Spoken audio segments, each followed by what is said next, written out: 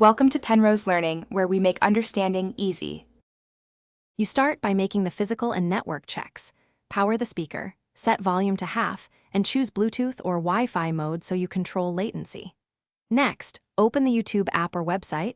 You need the interface to send audio.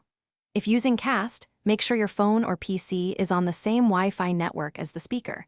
Once done, enable Bluetooth for pairing if you plan direct wireless audio. These steps reduce setup friction and audio dropouts. Now you connect.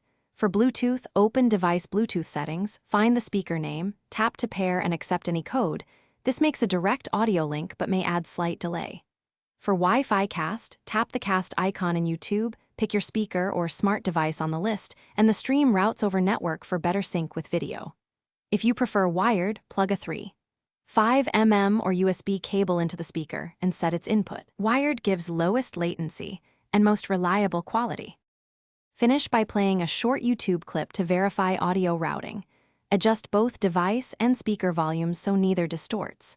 If you hear nothing, make sure the output device in YouTube or system audio is set to the speaker. Confirm Wi-Fi is the same for Cast, and check Bluetooth permissions. When problems persist, restart the app, reboot your device, or power cycle the speaker. This clears temporary conflicts. One key tip: update speaker firmware and the YouTube app to resolve compatibility bugs.